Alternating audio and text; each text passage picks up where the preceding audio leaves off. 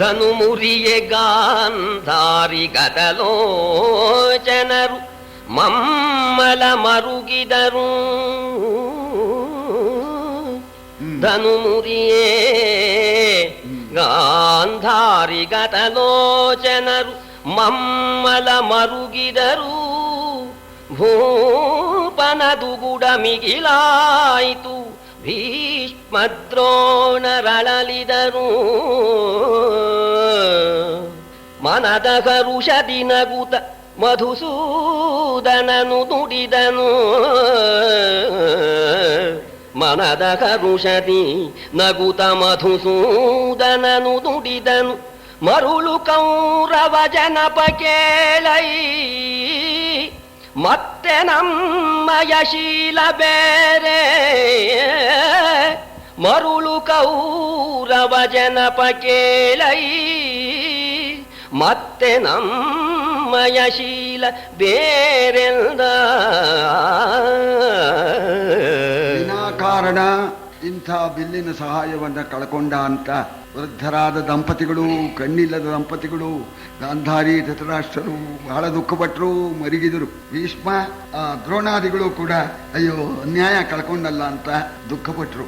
ಇದು ಆಗಬೇಕು ಅನ್ನೋ ಉದ್ದೇಶ ಇಟ್ಕೊಂಡೇನೆ ಪರಮಾತ್ಮ ಈ ಕೆಲಸ ಮಾಡಿದ್ದು. ತನ್ನ ಕೆಲಸ ಆಯ್ತು ಅಂತ ಹೇಳಿ ಮದದ ಹರುಷದಿ ಮಧುಸೂದನನು ನಗುತ್ತ, ಮಧುಸೂದನ ಸಂತೋಷದಿಂದ ನೋಡಪ್ಪ ನಮ್ಮ ಶೀಲ ಬೇರೆ, ನಾವು ನಮ್ಮ ಕರ್ತವ್ಯವನ್ನು ಸರಿಯಾಗಿ ಮಾಡಿದ್ದೇವೆ, ನೀನೇನೋ ಆಕ್ಷೇಪಣೆ ಮಾಡಿದೀಯ, ನಾನು ವಿದುರದ ಮನೆಯಲ್ಲಿ ಊಟ ಮಾಡಿದ್ದೆ ನ್ಯಾಯ ಅನ್ನೋದನ್ನ ನಾನು ಸಮರ್ಥನೆ ಮಾಡ್ತೇನೆ, ನನ್ನ ಶೀಲದ ವಿಚಾರವನ್ನು ಹೇಳ್ತೇನೆ ಕೇಳು ಅಂತ ಹರುಷದಿಂದ ಅಂದ. ಇಲ್ಲಿ ಇಷ್ಟೇ ಇರೋದು. ನಿನ್ ತಾಯಿಗೆ ಮೊದಲಿನ ಗಂಡ ಯಾರು ಕೇಳ್ಕೊಂಬ ಅಂದ್ರೆ ಯಾರು ಕೇಳಕ್ಕಾಗುತ್ತೆ ಅಂದ್ರೆ ಅಮ್ಮನ ಹತ್ರ ಹೋಗಿ ಅಮ್ಮ ಮೊದಲು ಯಾರನ್ನ ಮದುವೆ ಮಾಡ್ಕೊಂಡಿದ್ರ ಅಂತ. ಇಲ್ಲೇನು ಇಲ್ಲ. ಇದು ದುರ್ಯೋಧನಿಗೆ ಒಂದು ಇದು ಏನಾಯ್ತೋ ಏನೋ ಅವನಿಗೆ ಗಾಬರಿ, ಅದಕ್ಕೆ ದಿಗ್ಭ್ರಮೆ ಆಯ್ತು ಅಂತ ಹೇಳ್ತಾರೆ. ಅಲ್ಲಾಗಿರೋದೇನು ಇಲ್ಲ. ಇದಕ್ಕೊಂದು ಕಥೆ ಹೇಳ್ತಾರೆ, ಅದಕ್ಕೆ ಆಧಾರ ಎಲ್ಲಿದೆಯೋ ಗೊತ್ತಿಲ್ಲ. ನಾನು ಯಾರ ಹತ್ರ ಕೇಳಿದ್ದೀನಿ, ಅದನ್ನು ಹೇಳ್ತೇನೆ. ಈ ಗಾಂಧಾರಿ ಇದ್ದಾಳಲ್ಲ, ಸುಬಲ ರಾಜನಿಗೆ, ಗಾಂಧಾರ ದೇಶದ ರಾಜ ಸುಬಲ ರಾಜ, ಶಕುನಿ ಅಪ್ಪ, ಬಹಳ ದಿವಸ ಮಕ್ಕಳಿರ್ಲಿಲ್ಲ, ಬೇರೇನೋ ಮಾಡಿದ್ನಂತ ಅವನು. ಅಂತ ಯಾಗ ಇಂಥ ಯಾಗ ಎಲ್ಲ ಮಾಡಿ ಹುಡುಗಿ ಹುಟ್ಟಿದ್ಲು. ಆಯ್ತು, ಜೋಯಿಸನ್ನು ಕರೆಸಿ ಆಯ್ತು. ಹುಡುಗಿ ಹುಟ್ಟಿದ ಕೂಡಲೇನೆ ಆ ಸುಬಲ ರಾಜ, ಹೇಗಿದೆ ಸ್ವಾಮಿ ಹುಡುಗಿ ಮೊಟ್ಟ ಮೊದಲು ಮಗಳು ಹೇಗಿದೆ ನೋಣ, ಎಲ್ಲ ಸರಿಯೇ, ಈ ಹುಡುಗಿ ಮದುವೆ ಆದ ಕೂಡಲೇ ಗಂಡ ಸಾಯ್ತಾನೆ ಅಂದ್ಬಿಟ್ರು. ಆ ಜೋಯಿಸರು ಇದ್ದಿದ್ದಾಗ ಸ್ವಾಮಿ ಮಹಾರಾಜ ಇದ್ದಿದ್ದಾಗ ಹೇಳ್ತೇವೆ, ಬೇಜಾರು ಮಾಡ್ಕೋಬೇಡ, ಮದುವೆ ತಾಳಿ ಕಟ್ಟಿದ ಕೂಡಲೇ ಮುಗೀತು ಆ ಗಂಡನ ಕಥೆ. ಆಗ ಬಹಳ ಸಂಕಟ ಆಯ್ತು. ಎಲ್ಲ ಒಬ್ಳೆ ಮಗಳು ಈಗ ತಾನೇ ಹುಟ್ಟಿದಾಳೆ, ಹಿರೇ ಮಗಳು, ಮದುವೆ ಮಾಡದೆ ಇಟ್ಕೊಳ್ಳೋ ಹಾಗಿಲ್ಲ, ಮದುವೆ ಮಾಡಿದ್ರೆ ಗಂಡ ಸಾಯ್ತಾನೆ ಅನ್ನೋಣ. ಜೋಯಿಸರಿಗೆ ಸ್ವಾಮಿ ಇದಕ್ಕೆ ಏನಾದ್ರು ಪರಿಹಾರ ಇದೆಯೋ ಅಂತ ಕೇಳಿದ್ರು. ಆ ಜೋಯಿಸರು ಗುಣಿಸಿದ್ದೆ, ಇಲ್ಲ ಪರಿಹಾರ ಇಲ್ಲ ಅಂದ್ರು, ಮುಗದೇ ಹೋಯ್ತು. ಆಗ ಸುಬಲರಾಜನಿಗೆ ಸಂಕಟವಾಯ್ತು. ಮಂತ್ರಿಗಳಿದ್ರು, ಅವರಂದ್ರು ಮಹಾಸ್ವಾಮಿ ಇಷ್ಟೇ ತಾನೇ, ನೀವು ಯಾಕೆ ಯೋಚನೆ ಮಾಡ್ತೀರಿ, ಆ ಜೋಯಿಸರಿಗೂ ಹೇಳ್ಬೇಡಿ, ಯಾರಿಗೂ ಹೇಳ್ಬೇಡಿ, ಪುರೋಹಿತರಿಗೆ ಸ್ವಲ್ಪ ಹೆಚ್ಚಾಗಿ ರಕ್ಷಣೆ ಕೊಡ್ಬಿಡಿ, ಈ ಗುಟ್ಟನ್ನು ಮಾತ್ರ ಪುರೋಹಿತರು ಹೊರಗೆ ಹೇಳೋದು ಬೇಡ, ಇದಕ್ಕೊಂದು ಕೆಲಸ ಮಾಡ್ಬಿಡೋಣ. ಹೇಗೋ 12ನೇ ದಿವಸ ನಾಮಕರಣ ಆಗ್ಬೇಕಲ್ಲ, ರಾಜರ ಪದ್ಧತಿ ಅಂತೇನೆ, ನಾಮಕರಣಕ್ಕೆ ಪುರೋಹಿತರನ್ನು ಕರೀರಿ, ಜೊತೆಯಲ್ಲಿ ಒಂದು ಹೋತನ್ನು ತಗೊಂಡ್ಬಂದಿ, ಮದುವೆ ಆದ ಕೂಡಲೇ ಗಂಡ ಸಾಯ್ತಾನೆ ಅಂತ ಆ ಹೋತನಿಗೆ ಮದುವೆ ಮಾಡ್ಬಿಡೋಣ. ಹೋತನಿಗೆ ಮದುವೆ ಮಾಡಿದ್ರೆ ಹೋತ ಇದ್ರು ಏನು ತೊಂದರೆ ಇಲ್ಲ. ಜೋಯಿಸ್ರು ಹೇಳಿದಾಗೆ ಹೋತ ಗೋತ ಆಯ್ತು, ರಗಳೇ ಇಲ್ಲ, ಆವಾಗಲೂ ರಗಳಿಲ್ಲ, ಹೋಯ್ತು ದೋಷ ಹೋದಾಗ ಆಯ್ತು ಇಲ್ವೋ ಸರಿ ಅಂತ ಮಂತ್ರಿಗಳು ಮಂತ್ರಾಲೋಚನೆ ಮಾಡಿದ್ರು. ಅದೇ ರೀತಿ ಆಯ್ತು ತಾಳಿಯ ಪುರೋಹಿತರು ಹೋತನ ಪರವಾಗಿ ತಾಳಿ ಕಟ್ಟಿದ್ರು. ಹೋತ ಹೋತ ಹಾಗೆ ಹೋಯ್ತು. ಇದು ಗುಟ್ಟು ಪುರೋಹಿತರು ಯಾರಿಗೂ ಹೇಳಲಿಲ್ಲ, ಆದ್ರೂ ಅರಮನೆ ಗುಟ್ಟು ಹೇಳ್ಬಿಡ್ತಾರೆ. ಅದು ಹೇಗೋ ಸ್ವಾಮಿ ಏನೋ ಆಗಿದೆ ಅಲ್ಲಿ, ಈ ಗುಟ್ಟು ಅಂತ ಹೀಗಾಗಿ ಪಾಪ ಗಂಗಾಗೆ ಒಳ್ಳೆ ಸಾಧ್ವಿನೇ ಅವಳು, ಒಳ್ಳೆ ಲಕ್ಷಣವಾದ ರೂಪವತಿ. ಆದ್ರೂ ಯಾರೋ ಏನೋ ಹೇಳ್ತಾರಪ್ಪ, ನಮ್ಗೆ ಹುಡುಗಿ ಬೇಡ ಅಂದ್ಬಿಟ್ಟು ಯಾರು ಮಾಡ್ಕೊಳ್ಳೇ ಇಲ್ಲ. ಸರಿ, ಇಲ್ಲಿ ಧೃತರಾಷ್ಟ್ರ ಮಹಾರಾಜ ಕಣ್ಣಿಲ್ಲ, ದೊಡ್ಡ ಮಂತನ ಬೇಡ, ಯಾರು ಕೊಡೋರಿಲ್ಲ ಇಲ್ಲಿ. ಸರಿ, ಎಲ್ಲರಿಗೂ ಗಂಟು. ಏನು ಹೇಳ್ತಾರಲ್ಲ, ಬುದ್ಧಿ ಹಳಸಿತ್ತು ನಾಯಿ ಹಸ್ತಿತ್ತು ಅಂತ ಗಾದೆ ಅನ್ನೋ ಹಾಗೆ ಈ ಮದುವೆ ನೆರವೇರಿ ಹೋಯ್ತು. ಇದು ವಾಸ್ತವಾಗುವ ಗಾಂಧಾರಿ ಮಹಾಸಾಧ್ವಿ. ಗಾಂಧಾರಿ ಯೋಗ್ಯತೆ ಏನು ಅಂತ ಅನ್ನೋದನ್ನ ಮುಂದೆ ಗೊತ್ತಾಗ ಕೃಷ್ಣನಿಗೆ ಕೂಡ ಶಾಪ ಕೊಟ್ಬಿಡ್ತಾಳು. ಕೃಷ್ಣನಿಗೆ ಶಾಪ ಕೊಡ್ತಕ್ಕಂಥ ಸಾಧ್ವಿ ಅವಳು, ಇದರಲ್ಲಿ ಅವಳು ತಪ್ಪಿಲ್ಲ. ಆದ್ರೆ ಈ ಗುಟ್ಟು ಬಿದುರ ಅರಮನೆಯವನು, ಅವನಿಗೆ ಗೊತ್ತಿತ್ತು, ಅವನು ಬಯಲುಪಡಿಸಿಬಿಟ್ಟ. ಕೇಳಿ ನೋಡು ಅಂತ ಕೇಳೋ ಹಾಗೆ ಇಲ್ಲ. ಇದು ಇಷ್ಟು ಆಯ್ತು. ಸಂಧಾನಕ್ಕೆ ಬಂದಿರತಕ್ಕಂಥ ಪರಮಾತ್ಮ ಈ ಬಿಲ್ ಮುರಿಯೋದಕ್ಕೆ ಯಾಕೆ ಪ್ರಯತ್ನ ಪಟ್ಟ ಅಂದ್ರೆ, ದುರ್ಯೋಧನ ಮೂರ್ಖ, ಒಂದು ವೇಳೆ ಕೊಡ್ಲಿಲ್ಲ, ಆಗ ಭೀಮನ ಗದೆಗೆ ಪ್ರತಿಯಾಗಿ ಇದೆ ಬಿಲ್ಲು, ಅದು ಈಗ ಉಳಿಸಿರಬಾರ್ದು, ನಾಳೆ ರಾಜಿನೇ ಆಗಿಬಿಟ್ರೆ ಬಿಲ್ಲಿನ ಪ್ರಸಂಗವೂ ಇಲ್ಲ, ಗದೆ ಪ್ರಸಂಗವೂ ಇಲ್ಲ. ಒಂದ್ ಪಕ್ಷ ರಾಜಿ ಆಗ್ಲಿಲ್ಲ, ಯುದ್ಧ ಆಯ್ತು. ದುರ್ಯೋಧನ ಪರವಾಗಿ ಬಂದ್ಬಿಟ್ಟು ನಮ್ಮ ಭೀಮನ ಗದೆಗೆ ಗಾತ ಉಂಟಾಡ್ಯಾನು, ಅದರಿಂದ ಅದನ್ನ ತೆಗೆದು ಬಿಡೋಣ ಅಂತ ಹೇಳಿ ತೆಗೆಸಿಬಿಟ್ಟು ಈಗ ಹೇಳ್ತಾ ಇದ್ದಾರೆ, ನೋಡಪ್ಪ ಊಟ ಎಲ್ಲೋ ಮಾಡಿಬಿಟ್ಟೆ ಅಂತಂದೆ. ಊಟ ಮಾಡಬೇಕಾದ್ರೆ ನಮಗೆ ಯಾರು ಆಪ್ತರೋ, ನಮಗೆ ಯೋಗ್ಯರೋ ಅಲ್ಲೇ ಊಟ ಮಾಡಬೇಕು. ನನಗೆ ಈ ಹಸ್ತಿನಾವತಿಯಲ್ಲಿ ಊಟ ಮಾಡೋಕೆ ಯೋಗ್ಯ ಇದನ್ನು ಮನೆ ಒಂದೇ ಅಂತ ಹೇಳಿ ನನಗೆ ಗೊತ್ತಾಗಿ ಅವನ ಮನೆಯಲ್ಲಿ ಊಟ ಮಾಡಬೇಕು. ನಿಮ್ಮನಿಗೆ ಯಾಕೆ ಬರ್ಲಿಲ್ಲ ಅಂದ್ರೆ, ಊಟ ಮಾಡೋ ಸಂಪ್ರದಾಯ ಹೇಗಿದೆ ಅಂದ್ರೆ, ಪ್ರಿಯದಲುಂಬುದು ಮೇನು ವಿಬುಧಾಶ್ರಯದಲುಂಬುದು ಮಾನವರಿಗಿದು ನಿಯತವು ಇಂತಲ್ಲದೊಡೆ ಕೇಳೈ ಕೌರವರರಾಯ. ಪ್ರಿಯನು ನೀನಲ್ಲೆಮಗೆ,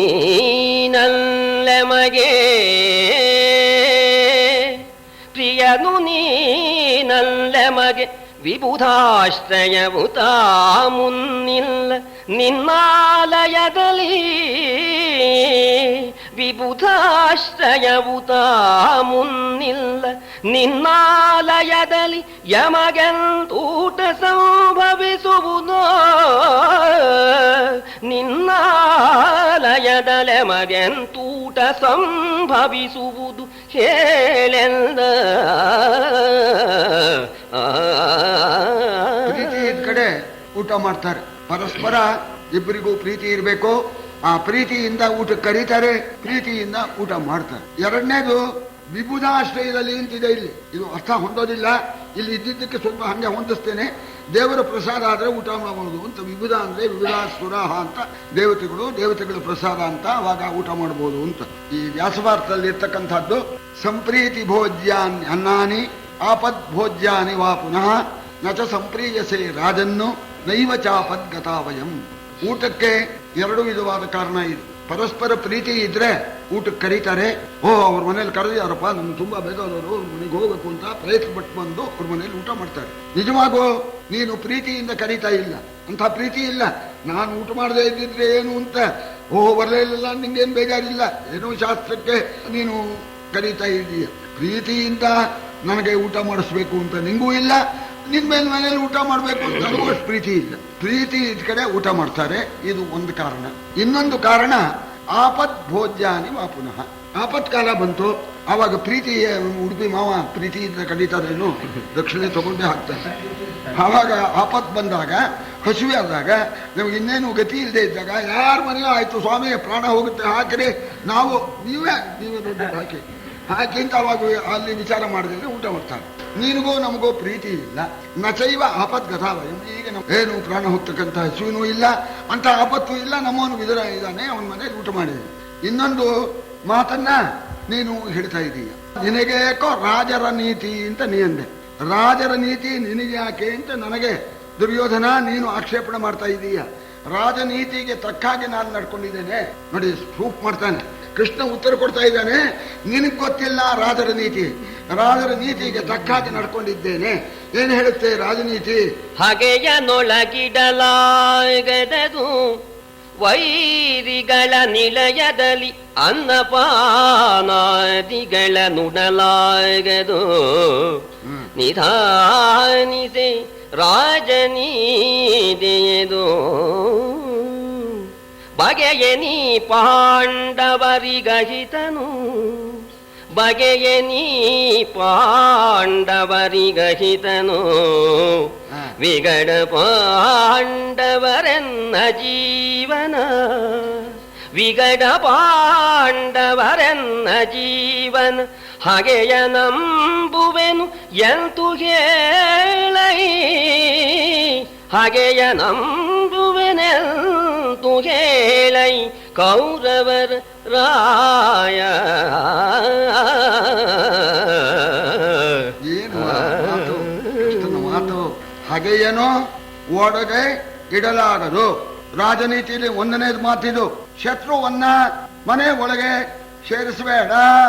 ಎರಡನೇ ಮಾತು, ಶತ್ರುವಿನ ಮನೆಯಲ್ಲಿ ಊಟ ಮಾಡಬೇಡ, ನೀರು ಕುಡಿಬೇಡ. ಏನಾದ್ರು ಬೆರೆಸಿಬಿಟ್ಟಾರು, ವಿಷಾದಗಳನ್ನ ಸೇರಿಸ್ಬಿಟ್ಟಾರ. ಶತ್ರುವಿನ ಮನೆಯಲ್ಲಿ ಅನ್ನಪಾನಗಳನ್ನ ತಗೊಳ್ಕೊಳ್ಬೇಡ. ರಾಜನೀತಿ ಅಂತ. ಸರಿ ಇರ್ಬೋದು, ನಮಗೂ ನಿಮಗೂ ಶತ್ರುತ್ವ ಏನಪ್ಪ ಅಂದ ಕೃಷ್ಣ. ನಾವು ನೀವು ಏನ್ ಜಗಳ ಕಾದಿಲ್ಲ, ನೀನು ನನ್ ಗಂಟು ತಿಂದಿಲ್ಲ, ನಾನು ನಿನ್ ಗಂಟು ತಿಂದಿಲ್ಲ, ನಮಗೂ ನಿಮಗೂ ಶತ್ರುತ್ವ ಏನು ಅಂತ ಕೇಳಿದಾಗ ಅದಕ್ಕೆ ಪರಮಾತ್ಮ ಹೇಳ್ತಾನೆ, ಅಕಸ್ಮಾತ್ ದ್ವೇಷ್ಟಿ ವೈ ರಾಜನ್ನು ಜನ್ಮ ಪ್ರಭೃತಿ ಪಾಂಡವಾನ್ನು ಪ್ರಿಯಾನುವರ್ತಿನು ಭ್ರಾತೃನು ಸರ್ವೈ ಸಮುದಿತಾನ್ ಗುಣೈ. ವಿನಾಕಾರಣವಾಗಿ ಹುಟ್ಟಿದಾಗಾಯಿತು ಕೂಡ ಮಹಾತ್ಮರಾದ ಸಕಲ ಸದ್ಗುಣ ಸಂಪನ್ನರಾದ ಪ್ರಿಯಾನುವರ್ತಿಗಳಾಗಿರ್ತಕ್ಕಂಥ ಆ ಪಾಂಡವರನ್ನ ಕಾರಣವಿಲ್ಲದೇನೆ ದ್ವೇಷ ಮಾಡ್ತಾ ಇದ್ದೀಯ. ಆದ್ರಿಂದ ನೀನು ನನಗೆ ಶತ್ರುವಾದೆ ಅಂತ. ಅದ್ಯಾಕಪ್ಪ? ಯಸ್ತಾನ್ ದ್ವೇಷ್ಟಿ ಸಮಾನ್ ದ್ವೇಷ್ಟಿ ಯಸ್ತಾನನು ಸಮಾಮನು ಐಕಾತ್ಮ್ಯಂಗತಂ ವಿಧಿ ಪಾಂಡವೈರ್ ಧರ್ಮಚಾರಿ. ಹೇಳ್ತೇನೆ ಕೇಳು, ಪಾಂಡವರು ಬೇರೆ ಅಲ್ಲ, ನಾವು ಬೇರೆ ಅಲ್ಲ. ಐಕಾತ್ಮ್ಯಂಗತಂ ವಿಧಿ ಪಾಂಡವೈರ್ ಧರ್ಮಚಾರಿ. ಧರ್ಮಿಷ್ಠರಾಗಿರ್ತಕ್ಕಂಥ ಪಾಂಡವರು ನಾವು ಜೀವ ಒಂದೇನೆ, ಏಕಾತ್ಮ ಅಂತ. ನಮ್ಮ 6 ಜನರ ಆತ್ಮವೂ ಒಂದೇನೆ ಅಂತ. ನಮ್ಮ ಪ್ರಾಣವೇ ಪಾಂಡವರ ಪ್ರಾಣ, ಪಾಂಡವರ ಪ್ರಾಣವೇ ನನ್ನ ಪ್ರಾಣ. ಬರೀ ನೀನಲ್ಲ. ಈಗ ಹೇಳ್ತೇನೆ, ಇಡೀ ಸಭೆಗೆ ಸವಾಲಿದು. ಯಸ್ತಾನ್ ದ್ವೇಷ್ಟಿ ಸಮಾನ್ ದ್ವೇಷ್ಟಿ. ಮಹಾತ್ಮರಾಗಿರ್ತಕ್ಕ ಧರ್ಮಿಷ್ಠರಾದ ಪಾಂಡವರನ್ನ ಯಾರು ದ್ವೇಷಿಸ್ತಾರೋ ಅವರು ನನ್ನ ಶತ್ರುಗಳು. ಯಸ್ತಾನನು ಸಮಾಮನು. ಯಾರು ಪಾಂಡವರನ್ನ ಅನುಸರಿಸಿ ಪಾಂಡವರಿಗೆ ಹಿತ ಮಾಡೋದಕ್ಕೆ ಹೋಗ್ತಾರೋ ಅವರು ನಮ್ಮ ಬಂಧುಗಳು, ನಮ್ಮ ಬಹಳ ಹಿತಕಾರಿಗಳು. ಐಕಾತ್ಮಂಗ ಸಂವಿಧಿ ಪಾಂಡವಿ ಧರ್ಮಚಾರಿ. ಆದ್ರಿಂದ ಪಾಂಡವರು ಬೇರೆ ಅಲ್ಲ, ನಾವು ಬೇರೆ ಅಲ್ಲ. ನೀನು ಶತ್ರು. ನಿನ್ನ ನಂಬೋದು ಹೇಗೆ? ಹೂನ್ ತಂದು ಬಾರಪ್ಪ ಒಳ್ಳೆ ಉಷ್ಟಾನ್ನ ಹಾಕ್ತೇನೆ ಅಂತ ಇನ್ನೇನಾದ್ರು ಕೈ ಕೊಟ್ಬಿಟ್ಟೀಯ? ಹಳೆಯ ಆಗಿರ್ತಕ್ಕ ನಿನ್ನನ್ನು ನಂಬೋದು ಹೇಗೆಯಾ? ಅದಕ್ಕೆ ನನಗೆ ನಂಬಿಕೆಗೆ ಯೋಗ್ಯ ವಿದುರ ಅವನ ಮನೇಲಿ ಊಟ ಮಾಡಿದೆ ಅಂತ ಅಂದ. ಮುಗೀತು, ಬಾಯಿ ಕಟ್ತು. ನಾ ಇನ್ನೇನು ಹೇಳ್ಬೇಕಲ್ಲ. ಸೇರುವನು ಸಕಲಂಕ ಚಂದ್ರನು ವಾರಿಧಿಗೆ, ಸೇರುವನು ಸಕಲಂಕ ಚಂದ್ರನು ವಾರಿಧಿಗೆ. ನೀನಖಿಲ ಗೋಪೀಜಾರೆಯ ಮಕ್ಕಳಿಗೆ ನೀ ಜೀವ ತಪ್ಪೇನು. ಆರು ತಮ್ಮಂದದ ಮಹಾತ್ಮರ ಸೇರುವರಲೈ, ಆರು ತಮ್ಮಂದದ ಮಹಾತ್ಮರ ಸೇರುವರಲೈ.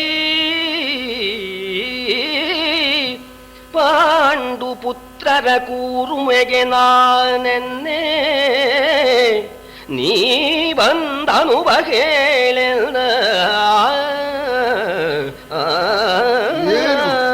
ಕೃಷ್ಣ, ಒತ್ತಿ ಒತ್ತಿ ಹೇಳ್ತಾ ಇದೀಯ. ಪಾಂಡವರು ನನ್ನ ನೆಂಟ್ರು. ಇರ್ಲಿ, ನಿಮ್ ನೆಂಟಸ್ತಿಗೆ, ಪಾಂಡವರ ನಿನ್ನ ನೆಂಟಸ್ತಿಗೆಗೆ ನಾನೇನು ಹೆದರ್ತಕ್ಕಂಥವನಲ್ಲ. ನೀ ಹೇಳಿ ಸರಿಯೇ. ಯಾರೂ ಕೂಡ ತಮ್ಮಂಥವರ ಜೊತೆಯಲ್ಲಿ ಸೇರ್ತಾರೆ ವಿನಃ ಹುಡುಗರು ಸೇರ್ತಾರೆ, ಹುಡುಗರು ಮುದುಕರ ಜೊತೆಗೆ ಸೇರ್ತಾರೆ, ಮುದುಕರು ಸೇರ್ತಾರೆ. ಇದೆಲ್ಲ ಸ್ವಭಾವ. ಯಾರೋ ತಮ್ಮ ಯೋಗ್ಯತೆಗೆ ತಮ್ಮ ಅಂತಸ್ತಿಗೆ ತಕ್ಕವರೊಡನೆ ಸೇರೋದು, ಸೇರಿಕೆ ಅನ್ನೋದು ಹಾಗೇನೆ. ಪಾಂಡವರಿಗೋ ನಿನಗೂ ಸೇರಿಕೆ ಸರಿಯಾ? ನಮಗೂ ನಿಮಗೂ ಸೇರಿಕೆ ಇಲ್ಲ. ಯಾಕೆ ಅಂತೀಯ? ಈ ಚಂದ್ರ ಇದಾನಲ್ಲ, ಸೇರುವನು ವಾರಧಿಗೆ ಸಕಳಂಕ ಚಂದ್ರನು. ಸಮುದ್ರದಲ್ಲಿ ಕೆಸರಿದೆ, ಅದಕ್ಕೆ ಕಳಂಕ ಅಂತ ಹೆಸರು. ಚಂದ್ರನಲ್ಲಿ ಕಳಂಕ ಇದೆ. ಜೋಡಾವಣೆ ಸರಿಯಾಗಿದೆ. ಮೂಡೋ ಮೂರ್ಖ ಗರ್ಧವ ಚೈಕ ರಾಶಿ. ಇದೊಂದು ಪದ್ಯ. ಇದು 3 ಜೋಡಿ ಅಂತ. ಮೂಡೋ ಮೂರ್ಖ ಗರ್ಧವ, ಗಡ್ಡ ಮೂರ್ಖ ಕತ್ತೆ. ಇದು ಒಂದು ಜಾತಿ. ಮೂಡೋ ಮೂರ್ಖ ಗರ್ಧವ ಚೈಕ ರಾಶಿ. ದೇವ ಧೇನು ಬ್ರಾಹ್ಮಣ ಚೈಕ ರಾಶಿ. ದೇವ ಧೇನು ಬ್ರಾಹ್ಮಣ ಎಲ್ಲ ಸಾತ್ವಿಕತನ. ಹಸು ದೇವರು ಬ್ರಾಹ್ಮಣ ಏಕರಾಶಿ. ಅಶ್ವ ಖಡ್ಗ ಕ್ಷತ್ರಿಯಶ್ಚೈಕ ರಾಶಿ. ಕುದುರೆ ಕತ್ತಿ ಕ್ಷತ್ರಿಯ ಒಂದು ರಾಶಿ. ಕತ್ತಿ ಕೊಡ್ಲಿ ಒಬ್ಬ ಹುಡುಗನಿಗೆ ಹಿಂಗಂತಾರ. ಆ ಕತ್ತಿ ಮಹಿಮೆ, ಆ ಕ್ಷತ್ರಿಯ ಜಾತಿ ಮಹಿಮೆ. ಕುದುರೆ ಹಚ್ಚಿ ಬಿಡಿ, ಆ ಕುದುರೆ ಹೊಡಿತಾನೆ. ಈ ಕುದುರೆ ಬೇಡ, ಈ ವಾಹನத்தை ನೋಡ್ತೀರ ಇಲ್ವಾ? ಯಾರೋ ಆ ವಾಹನ ಮುಂದೆ ಇನ್ನೊಂದು ವಾಹನ ಹೋಗ್ಬಿಟ್ರೆ ಇವನೇನು ಆ ಜೋರ್ ನೋಡ್ಬೇಕು. ಇದು ಜಾತಿ ಅದು. ಅಶ್ವ ಖಡ್ಗಶ್ಚೈಕ ರಾಶಿ ಕ್ಷತ್ರಿಯಶ್ಚೈಕ ರಾಶಿ ಅಂತನ್ನೋ ಹಾಗೆ. ಆಮೇಲೆ ವೀಣಾ ನಾರಿ ಮನ್ಮಥಶ್ಚೈಕ ರಾಶಿ. ಆದ್ರಿಂದ ನಿಮ್ಗೂ ಜೋಡಾವಣಿ ಸರಿ ಇದೆ. ಯಾಕೆ? ಪಾಂಡವರು ಜಾರೆಯ ಮಕ್ಕಳು. ನೋಡಿ ಹೇಳ್ತಾ ಇದ್ದಾನೆ ಜಾರೆಯ ಮಕ್ಕಳು ಪಾಂಡವರು. ನೀನು ಜಾರರಲ್ಲಿ ಪ್ರಧಾನ ಗೋಪಿ ಜಾರ. ಸರಿ ಜಾರೆ ಮಕ್ಕಳು ಬಂತು. ನಿನ್ನ ಪಾಂಡವರ ಪ್ರೀತಿಗೆ ನಾನು ಅನ್ನೋದಿಲ್ಲ, ಯಾಕೆ ಬಂದ ಹೇಳೋಗ, ಅದು ಹೊರಟೇನೆ ಅಂತಂದ. ಆಗ ಪರಮಾತ್ಮ ಮಾತಾಡ್ತಾ ಇದ್ದಾನೆ. ಇಲ್ಲಿ ಕವಿ ಬಹಳ ಸ್ವಾರಸ್ಯವಾಗಿ ಈ ಪದ್ಯ ಓದೋಕ್ ಮೊದಲು ಅದರ ಭಾವ ನಾನು ಹೇಳ್ತೇನೆ. ಪರಮಾತ್ಮ ಮಾತಿಗೆ ಪ್ರಾರಂಭ ಮಾಡಲ್ಲ.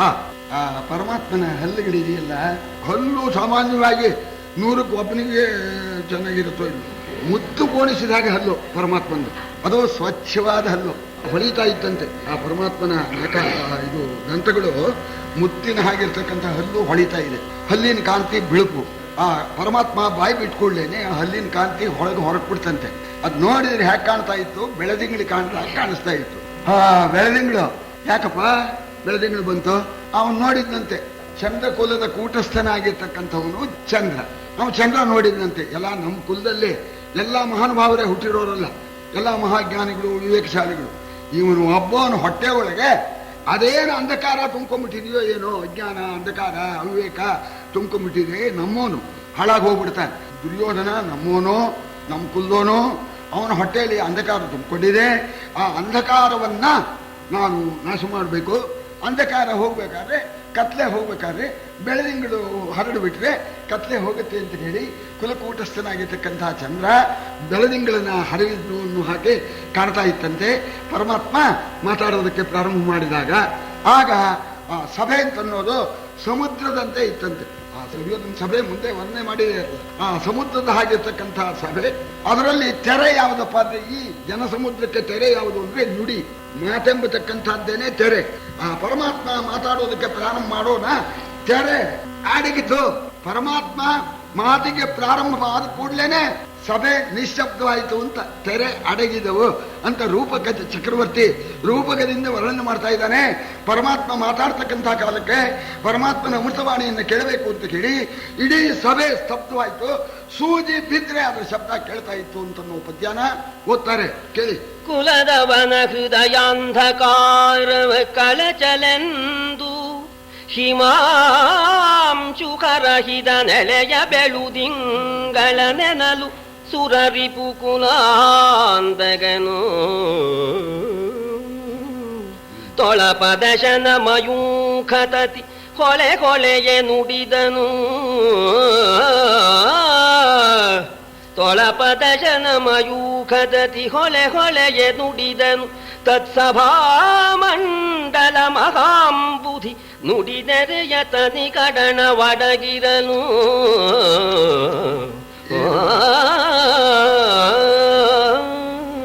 ಇದೇ ವರಕವಿಗಳ ಆ ಲಕ್ಷಣ. ಹಾಗೆ ಯಾವ ರೀತಿಯಾಗಿ ಆ ಕವಿತೆ, ಆ ಅಲಂಕಾರ, ರೂಪಕಾಲಂಕಾರ, ಆ ಪದಗಳು ಒಳ್ಳೆ ಮಧುರವಾಗಿರ್ತಕ್ಕಂಥ ಪದಗಳನ್ನು ಹಾಕಿದಾನೆ. ಆ ಸಮುದ್ರದ ಮಹಾಂಬುಧಿ ನುಡಿ ತೆರೆಯ, ನುಡಿ ಎಂಬತಕ್ಕ ತೆರೆ, ಆ ತೆರೆಯ ಗಡನ ಅಡಗಿತು ಅಂತ ಅಂದ್ರೆ ನಿಶಬ್ದವಾಗಿತ್ತು ಅಂತ ಹೇಳಿ ಕೇಳ್ತಾ ಇದ್ದಾರೆ. ಇದು ಒಂದು ನೀತಿ. ನಾವು ಮುಖ್ಯವಾಗಿ ಭಗವಂತ ಹೇಳಿರ್ತಕ್ಕಂಥ ಮಾತನ್ನ 2 ನಿಮಿಷ ಟೈಮ್ ಇರೋದ್ರಿಂದ ತಮ್ಮ ಮುಂದೆ ನಾನು ವಿಜ್ಞಾಪನೆ ಮಾಡ್ಕೊಳ್ತೇನೆ. ಮೊದಲೇ ಹೇಳಿದಂತೇನೆ, ನಮ್ಮ ಕೈಯಲ್ಲಿ ಸರಿ ಒಳ್ಳೆ ಕೆಲಸ ಮಾಡೋಕೆ ಆಗದೇ ಇದ್ರೂ ಕೂಡ ಒಳ್ಳೆ ಕೆಲಸ ಮಾಡೋಣಪ್ಪ, ಒಳ್ಳೆ ಭಗವಂತನ ಧ್ಯಾನ ಮಾಡೋಣ, ಧರ್ಮ ಕಾರ್ಯ ಮಾಡೋಣ ಅಂತ ಬಾಯಲ್ಲಿ ಹೇಳ್ತಾ ಇದ್ರು ಕೂಡ ಅದರ ಫಲ ಬರುತ್ತೆ ಅಂತ ಸಾಕ್ಷಾತ್ ಪರಮಾತ್ಮನೇ ಹೇಳಿದ್ದಾನೆ. ಇದನ್ನು ನಾವು ಮಾಡಿರೋ ಒಳ್ಳೆ ಕೆಲಸ ಮಾಡೋಣಪ್ಪ, ನಾವು ಮಾಡೋಣ. ಅವರು ಮಾಡಿದ್ರಂತೆ ಸತ್ಯನಾರಾಯಣ ವ್ರತ, ನಾವು ಮಾಡೋಣ ಕಣ್ರಿ ಸತ್ಯನಾರಾಯಣ ವ್ರತ. ನಾವು ಆದ್ರೂ ಮಾಡು, ಇಲ್ಲೇನಿಲ್ಲ ಮಾಡ್ತೇನೆ ಅಂತ ಹೇಳೋ, ಅದಕ್ಕೆ ಪುಣ್ಯ ಬರುತ್ತೆ ಅಂತ ಹೇಳ್ತಾ ಇದ್ದಾರೆ. ಏನಪ್ಪ ಮಾಡೋದಕ್ಕೆ ಕಷ್ಟ ಅಂತ. ಹಾಗೇನೆ ಪಾಪ ಕಾರ್ಯವನ್ನ ಮನಸ್ಸಿನಲ್ಲೇನೋ ಬರುತ್ತೆ, ಇದು ಪಾಪ ಕಾರ್ಯ ಕೃತಿಯಲ್ಲಿ ಮಾಡಬೇಡಿ ಅಂತ ಅಷ್ಟೇ. ಮನಸ್ಸಿನಲ್ಲಿ ಬಂದ್ರೆ ಅದು ಫಲ ಬರೋಲ್ಲ. ನೋಡಿ ಎಷ್ಟು ಅನುಕೂಲ ಇದೆ ಕಲಿಯುಗದಲ್ಲಿ. ಇಷ್ಟು ಅನುಕೂಲ ಇದ್ದು ಕೂಡ ಸಾಕ್ಷಾತ್ ಭಗವಂತನೇ ಹೇಳಿದ್ರು ಕೂಡ ನಾವು ಕೆಲಸ ಮಾಡೋದಿಲ್ವಲ್ಲ. ಧರ್ಮ ಕಾರ್ಯ ಯತನ್ ಶಕ್ತಿಯ ನೋಚೇತ್ ಪ್ರಾಪ್ನೋತಿ ಮಾನವ ಧರ್ಮಸ್ಯ ಪುಣ್ಯ ಮಾಪ್ನೋತಿ ಅತ್ರಮೇ ನಾಸ್ತಿ ಸಂಶಯ. ಧರ್ಮ ಕಾರ್ಯ ಮಾಡಿದವರಿಗೆ ಏನು ಪುಣ್ಯ ಬರುತ್ತೋ ಆ ಪುಣ್ಯ ಬರುತ್ತೆ ಅಂತ ಹೇಳಿದಾನೆ. ಅದರಿಂದ ಮಹನೀಯರು ತಾವೆಲ್ಲ ಭಕ್ತರು ತಮಗೆ ಹೇಳಬೇಕಾದ್ದೇನಿಲ್ಲ. ಇಲ್ಲಿಂದ ಮುಂದಾದರೂ ಕೂಡ ಸ್ವಲ್ಪ ತಾವು ಈ ಪದ್ಯದನ್ನ ಜ್ಞಾಪಕ ಇಟ್ಕೊಂಡು, ಮನಸ ರೋಚಯನ್ ಪಾಪಂ ಕರ್ಮಣ ನಾತಿ ರೋಚಯನ್, ಮನಸ ಚಿಂತೆಯನ್ ಪಾಪಂ ಕರ್ಮಣ ನಾತಿ ರೋಚಯನ್ ನ ಪಾಪ ಫಲಮಾಪ್ನೋತಿ ಇತಿ ಏವನ್ ಧರ್ಮವಿದೋ ವಿದುಗು. ಆದ್ದರಿಂದ ಪಾಪ ಕಾರ್ಯ ಮನಸ್ಸಿನಲ್ಲೂ ಯೋಚನೆ ಮಾಡಬಾರ್ದು. ಅಕಸ್ಮಾತ್ ಯೋಚನೆ ಮಾಡಿದ್ರು ಕೃತಿ ಹೊಡಿತೇನೆ ಅಂತ ಯೋಚನೆ ಮಾಡು, ಹೊಡಿತೇನೆ ಅಂತ ಬಾಯಲ್ಲೂ ಹೇಳಬೇಡ, ಹೊಡಿಲೂ ಬೇಡ, ನಿನಗೆ ಆ ಪಾಪ ಬರೋದಿಲ್ಲ ಅಂತ ಹೀಗೆ ಹೇಳಿರೋದ್ರಿಂದ ಆದಷ್ಟು ಮಟ್ಟಿಗೆ ನಾವು ಪಾಪವನ್ನು ಕಮ್ಮಿ ಮಾಡಿಕೊಂಡು ನಮಗೆ ಸುಖವನ್ನು ಕೊಡ್ತಕ್ಕಂಥ ಆ ಪುಣ್ಯ ಫಲ ನಮಗೆ ಬೇಕು ಅಂತ ಇದ್ದರೆ ಧರ್ಮ ಕಾರ್ಯವನ್ನು ಮಾಡ್ತೇನೆ ಅಂತ ಹೇಳಿ ಮನಸ್ಸಿನಲ್ಲಾದರೂ ಸಂಕಲ್ಪ ಮಾಡ್ಕೋಬೇಕು ಅಂತನ್ನೋದನ್ನು ಒತ್ತಿ ಹೇಳಿ ಇವತ್ತಿನ ಈ ಕಥೆ ಭಗವಂತ ಮಾತಾಡೋದಕ್ಕೆ ಪ್ರಾರಂಭ ಮಾಡಿದ್ದಾನೆ.